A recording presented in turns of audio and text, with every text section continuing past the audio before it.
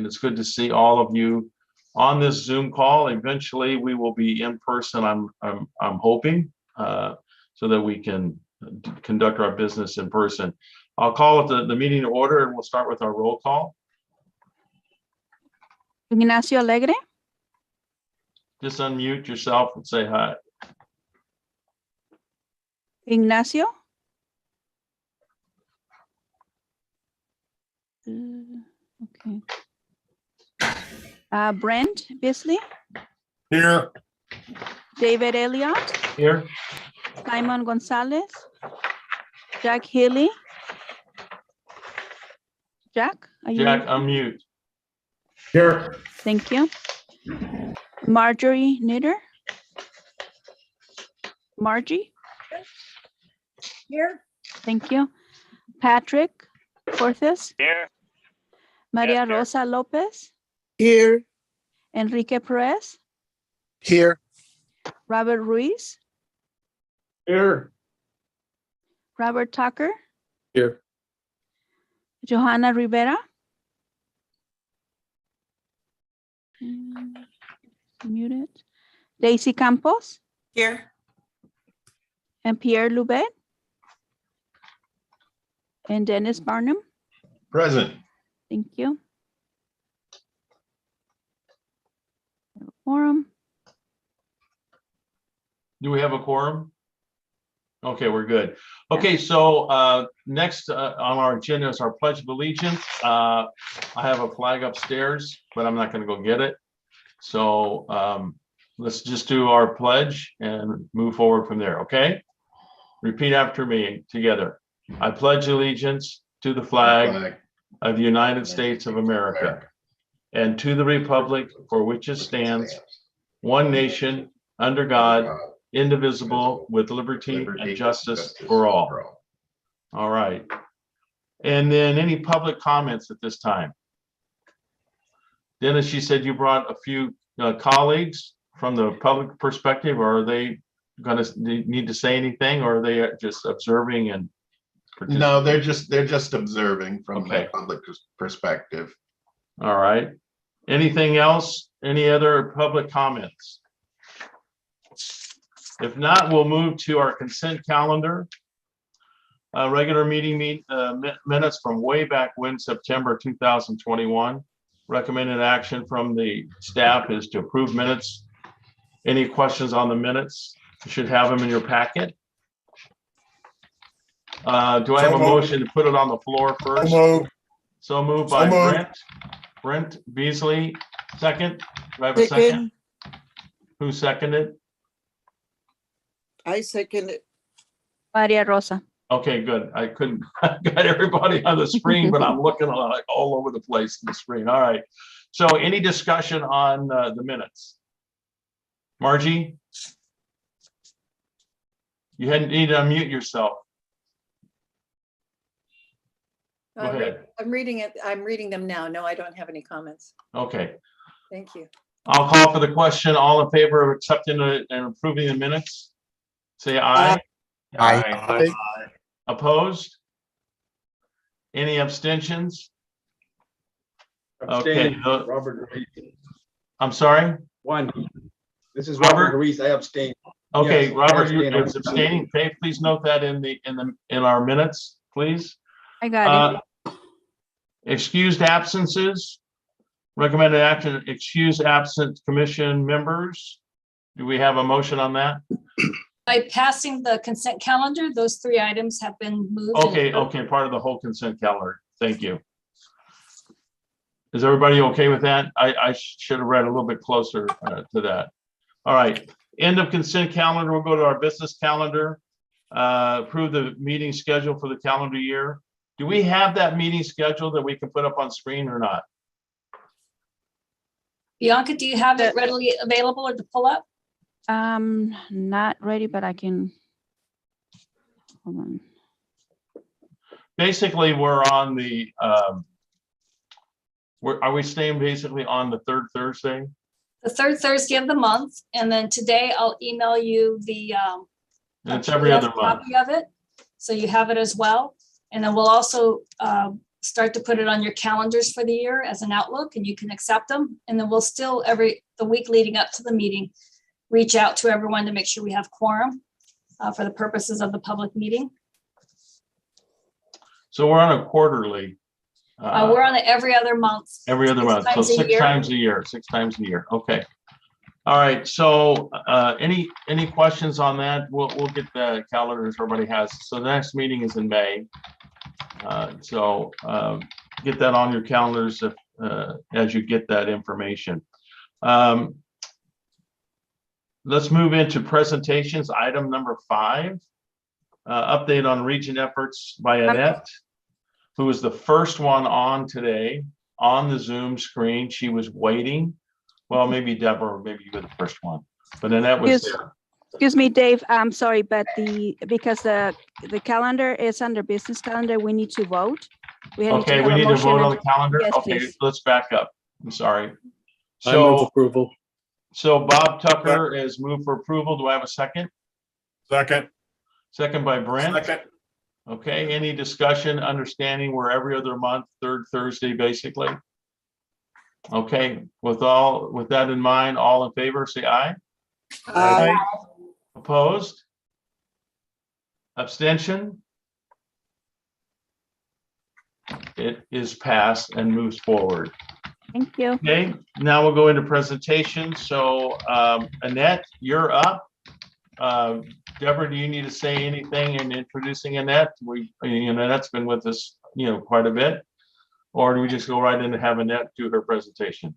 If I can introduce her for a moment, Annette Whittle is the regional organizer for the 3 workforce boards. She works on behalf of the 3 workforce boards and coordinating regional activities as well as our industry sector initiatives that we're getting ready to launch, and helping us with some of elements of our regional plan. And then she also attends meetings on our behalf with Sacramento because they're constantly asking for updates on what's going on at the local level. Some things have transpired since she was last here. And so I asked if she could come and present to you to give an update on what we've been up to the last 4 or 5 months. So with that, Annette, thank you for joining us today.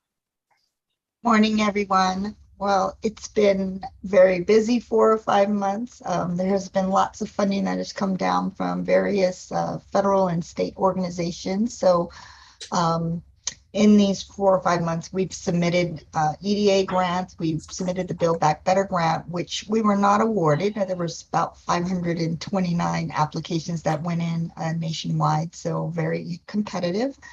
The next one we submitted was the Good Jobs Grant, and we did this as a region. So the EDA, this was an EDA grant. EDA allocated about $500 million to collaborative skills training programs. It was a 3-phase grant application, so it had some infrastructure building and implementation funding. EDA does not normally do these types of grants, so this is something that is done under the administration's efforts to help stimulate the economy and get people back to work. So under that grant, we submitted for $25 million for the 3 workforce development boards and some partnering agencies in economic and workforce development. Again, another highly competitive grant. They received over 500 applications, so we are still waiting on a response on that one. And we are currently working on the Regional Equity and Recovery Partnership Grant, which is a labor and workforce development agency grant where the California Workforce Development Board is investing just over $24 million. It's a competitive grant. They have basically every area will likely get it. For our particular area, they've kind of allocated up to 1.3 million, and for us to serve 136 individuals. This particular grant is replacing the regional implementation grant. So currently we are working on regional implementation grant 4.0. If you go way back, it started kind of with Slingshot, and then it transformed into regional implementation grant. So we're on 4.0. This grant actually is the grant that funds the regional organizers for the 15 regional planning units throughout the state. And so that's where the funding comes for my role. And so now with this Regional Equity Recovery Partnership, the funding will be a part of this grant for a regional organizer. But this one is a little different in that they're requiring us to partner with our community colleges in submitting actual projects that support high roads approaches. And then the chancellor's office is also committing an additional $10 million towards these community college projects. So it will be one application that goes in by the workforce development boards. They'll contain projects from our community college partners, and the chancellor's office will also be reviewing these applications, and they will allocate part of the $10 million towards this project as leverage funding with this grant. So a little different than past grants. One of the goals is really just to help strengthen the partnership between the community colleges and the workforce development boards. The chancellor's office is very interested in ensuring that they're expanding on their prior learning credit policies. So every community college board area was required to actually submit this credit for prior learning policy. Now they're really wanting to make sure that they implement these things. So that's going to be something that we're looking to ask the community colleges to submit projects around. So we are working with with Strong Workforce, Adrian Davis, on what it looks like, what the process is going to look like for us to get the projects from the community colleges. As you know, 10 million statewide with over 140 something community colleges does not go very far, right? So we're trying to just develop that process right now with our Strong Workforce partners to ensure that we get the right projects to advance some of the initiatives that we're looking to do in the local area. We've been having monthly standing meetings with Strong Workforce so that we can really work to align the community college systems with workforce development programs. Also, we are working with them to try to get more programs from the community college on the eligible training provider list / iTrain list, so that there are more opportunities for individuals who come through the centers to take advantage of training through being paid through WIOA funding. So we're going to be having a meeting on the 24th with community colleges to kind of explain the benefits of making sure that the programs are on there and try to move that effort forward to make sure all the colleges have some type of programming on the iTrain eTPL list. Another funding that's coming down is the Community Economics Resilience Fund, and this is funding from GoBiz, and it incorporates general fund. It's a hodgepodge of funding, but basically this funding is created to promote sustainable and equitable recovery from economic distress from COVID-19. So it's to support new plans and strategies to diversify local economies and develop sustainable industries that create high quality, broadly accessible jobs for California. The SURF funding, they have divided the region up into 15 areas. Thankfully for Orange County, it is the same. It mirrors what the California Workforce Development Board has done as far as the regional planning unit. So some of the other areas throughout California kind of got a little split up. It doesn't quite align. So we're fortunate in that way that we don't really have to do anything different. We stand alone as a region as a part of this Community Economic Resilience Fund. This funding is going to basically support the region in things like maybe even development of SED, some vision casting for the Orange County area. So there are multiple organizations that are eligible to apply for this funding. So it could be workforce development boards, nonprofits, the community college educational providers can apply for this. So currently, there's probably about 3 organizations within Orange County that I know that are interested in submitting for this grant application. There can only be one application per region though. So we will be having a meeting on the 22nd of next week, March 22nd, where California Forward will be coming out to facilitate conversations with key stakeholders to try to really have a conversation around not only this funding, but other funding that comes to the region, how we all can really work together in partnering, aligning programs, and ensuring that when we go after funding, that we are doing that in a strategic way. We're ensuring that we're identifying the best fiscal agent for that particular funding to maybe apply for the region. These are all partnership grants, you know, so there's a lot of money that's coming down, but there's enough money for everyone. But I think we definitely have to be strategic about how we are going after these funds and making sure that it's representative of what the Orange County region wants, not necessarily one organization that may be going after it. So we really need to kind of have some meeting of the minds to coalesce around an idea of having a shared vision for the county, and then strategically moving forward to identify funding that supports these different initiatives, and identifying, you know, who are the best fiscal agents and leaders to move different initiatives forward, so that we're not stepping on each other, we're not competing with each other, and that we're best positioned to bring funding to the Orange County region. Lastly, we are going to be launching our sector strategy meetings after we have this California Forward meeting in April. You know, we are really wanting to move things forward in healthcare, manufacturing, and information technology sectors.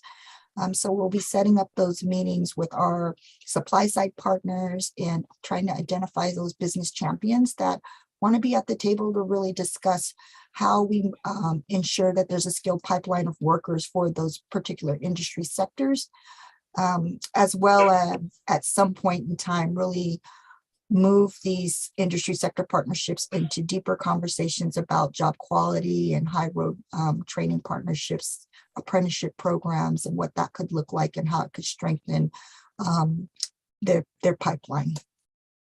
That's it. Does anybody have any questions for me? A lot of money. Yes, yes, there is. Yes, there's plenty for everybody. That's what we need everyone to know, and we just need to be strategic about it. Any comments or questions for Annette? Annette, just a comment from a chamber perspective, because we deal with, you know, obviously a lot of businesses and stuff. And I know our chamber, and Deborah's on a small committee that we're participating in on workforce development, specifically for Santa Ana. But if you ever need some connectivity or whatever to the chamber world, let me know. You know, besides our own chamber, you know, there might be some other, I'm sure there would be some other chambers that would be interested in participating at some level in some way. So anyway, just FYI. Okay, thank you very much. Any other comments, questions? Okay, let's that's the end of our presentations. So let's go to our committee reports. So, or unless, Deborah, do you have anything besides, before we move into committee reports, that we need to be aware of? If I may go after the committee reports. Okay, so Youth Council, do we have a report there? Yeah, just briefly, the Youth Council consists of Project Kinship, the Orange County Conservation Corps, and the Santa Ana Therapeutic Arts Center. Our next meeting will be April 14th. And are we planning on in-person, Deborah? I believe so. I believe we'll be able to do that, yes. Okay, and I know we're also getting ready to do our request for proposals coming up. We're scheduling that before the summer, correct? Right. So it's been 4 years, believe it or not, since we last procured our youth providers.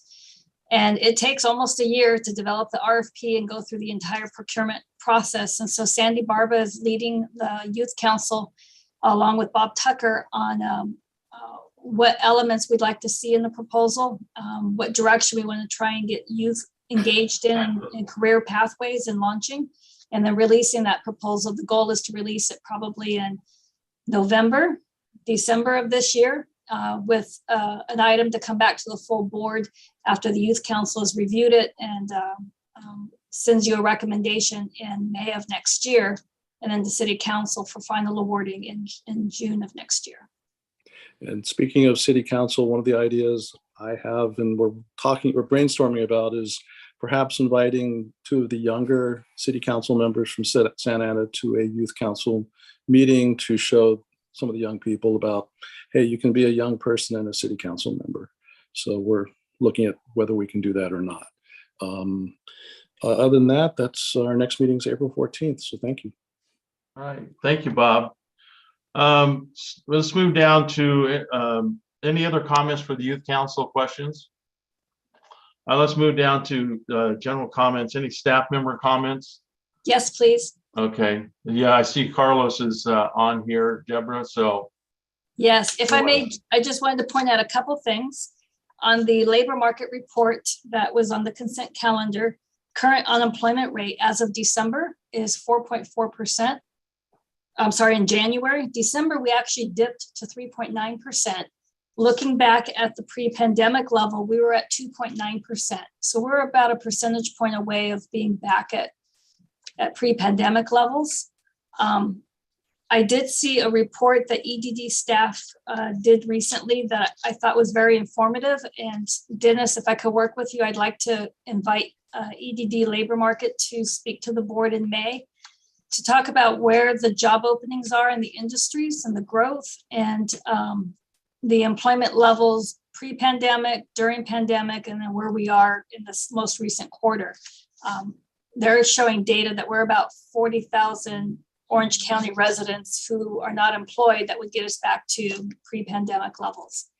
So we're getting closer. And as we all know, there's not a company out there that isn't looking for employees.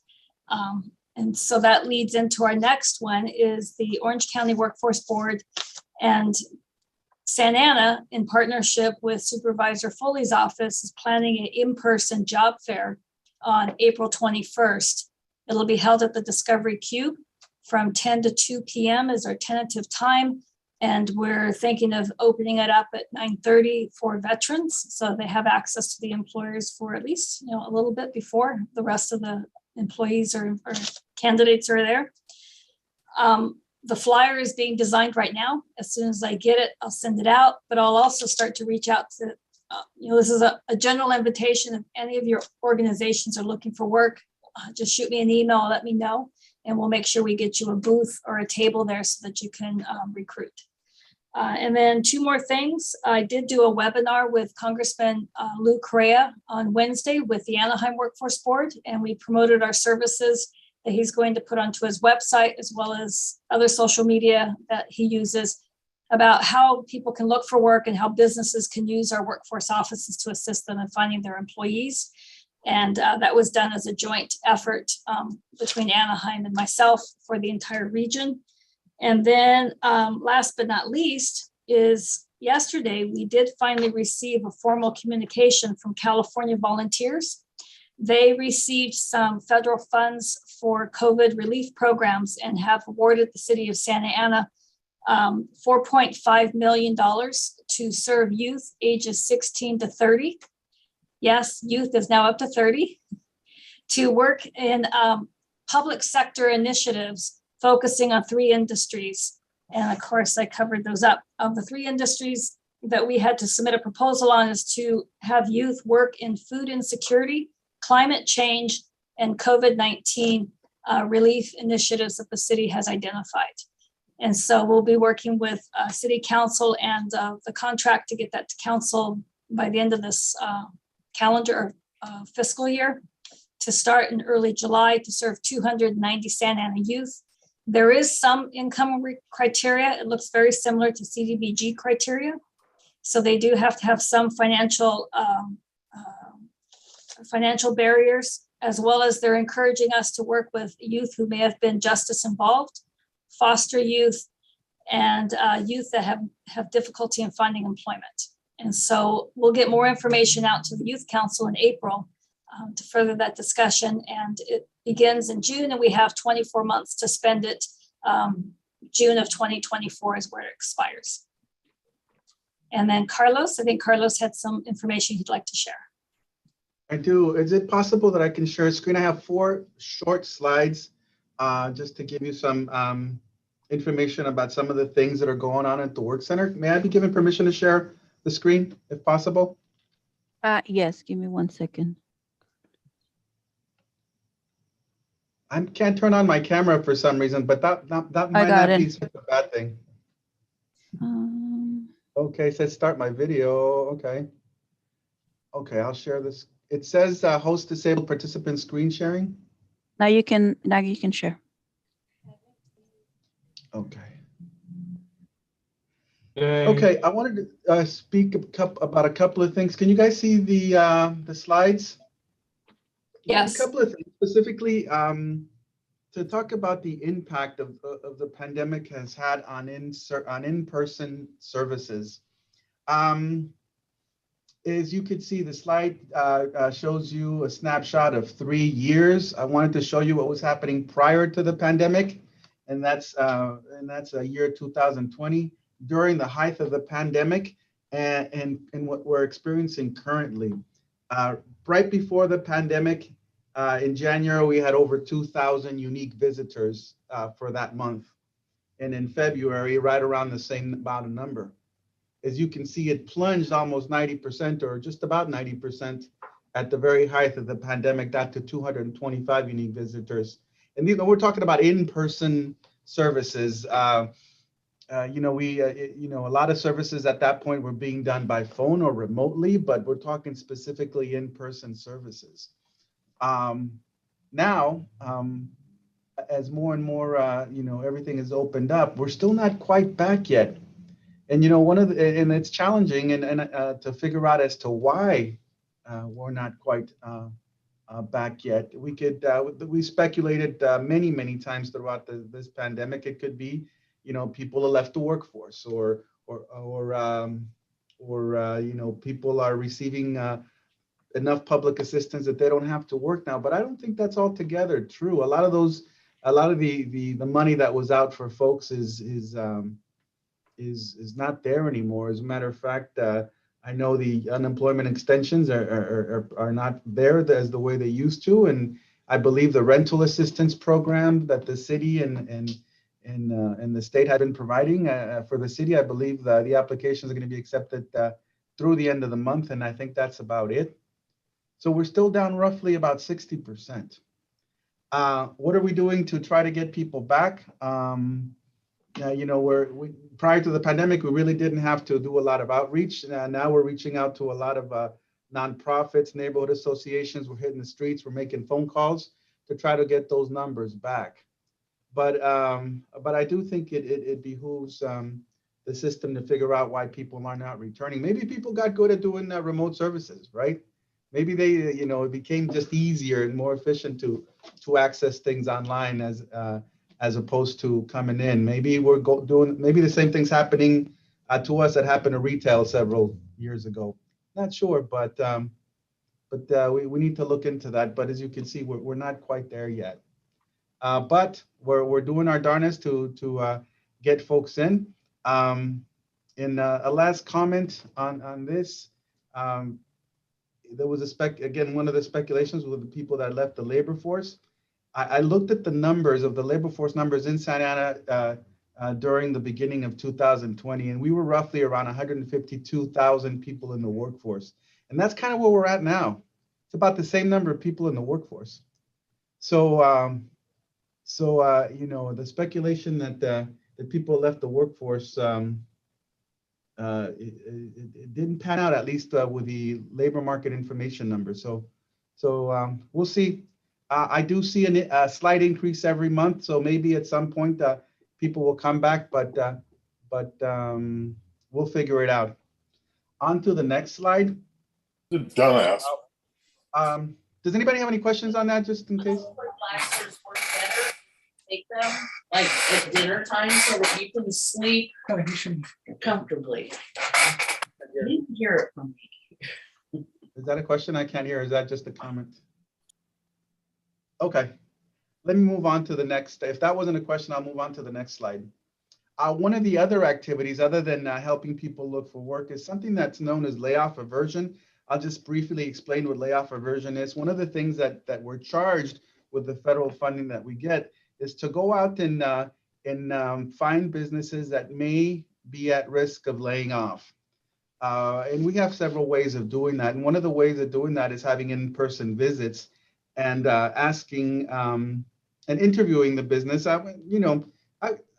Interviewing is probably the wrong term. We meet the businesses and ask a series of questions in our conversations and fill out what we call something that's called the business health form. And in this particular form, we try to capture information that may lead us to help assist the businesses stave layoffs.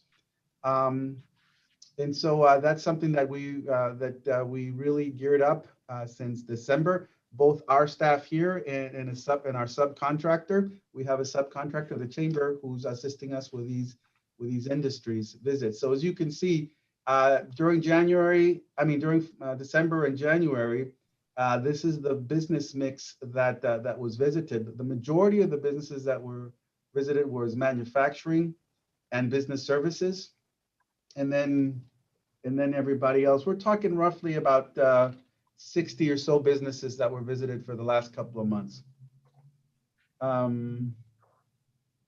There was more visited in February, but this just captures December and January. Now, these were the issues that were reported. Some of it is under our workforce and the control of workforce, and we could do something about it. Some of it is outside our jurisdiction, but because we are a city and we're connected to economic development, any concern that's outside our jurisdiction that economic development can help is forwarded to them. But the great majority of the issues that were reported by local businesses was no surprise is homelessness, followed by street conditions. Other than that, there was one particular business, if you see moving, they were looking into moving outside of Santa Ana. All this information is given to economic development. And then the last slide. And this is in response to some of the questions that we have in the business health survey. And it's what's your expectation of business growth in sales?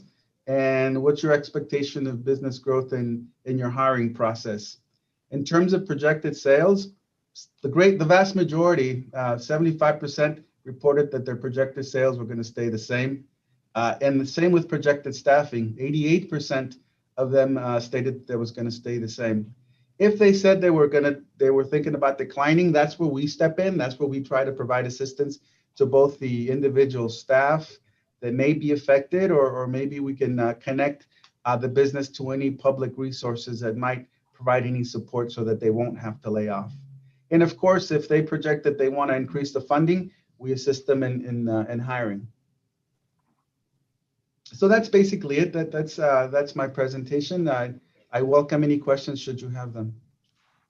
I have a question. Are street conditions related to the 4th Street streetcar?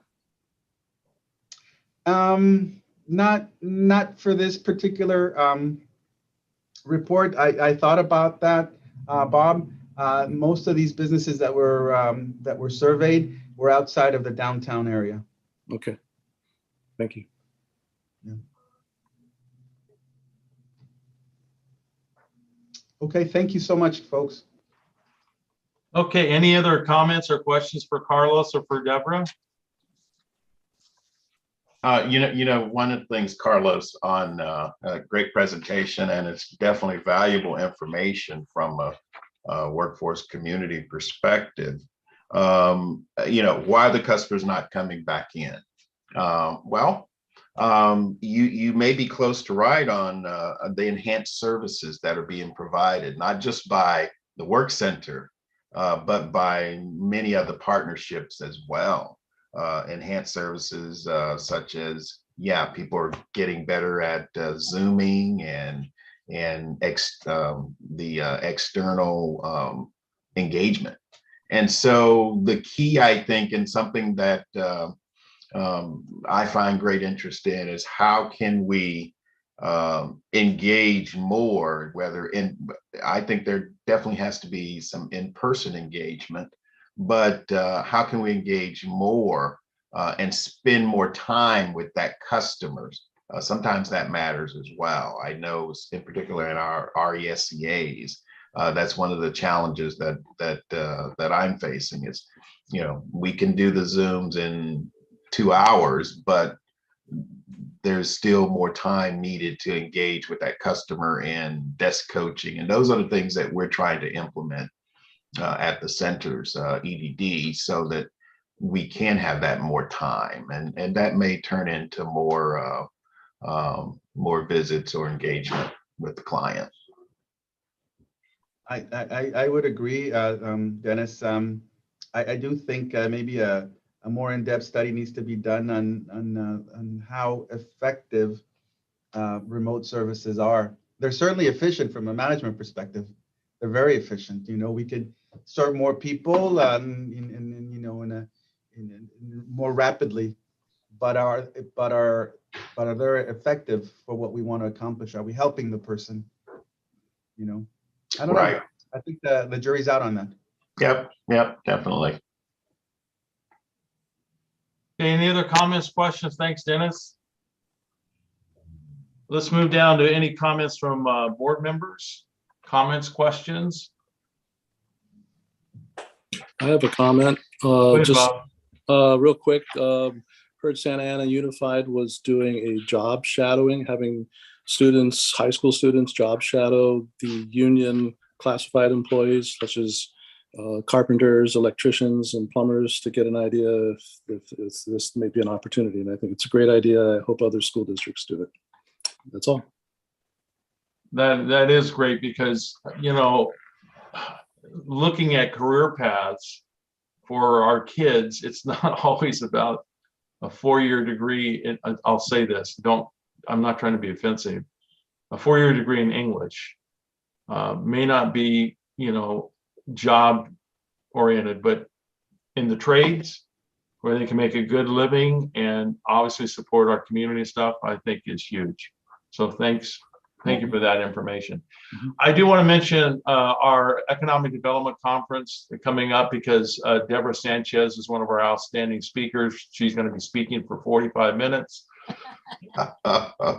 No, just kidding. But she is part of a group that'll be doing a presentation on workforce development. So on March 30th at the Elks, from the conference itself is from 3 to 4:30.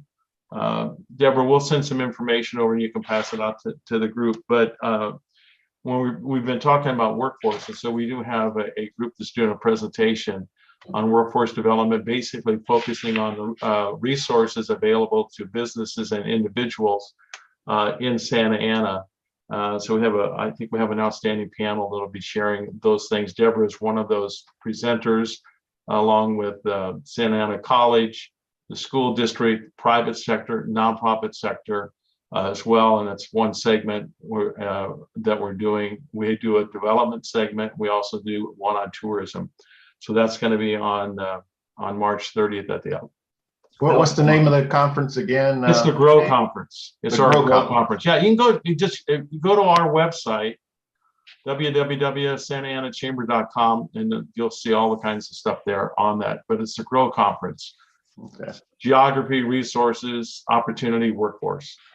So it's our 8th economic development conference. So be a lot of good information and excellent networking and open bar at the end. I always say that because we pay for your drinks, or at least Mark Morley pays for your drinks.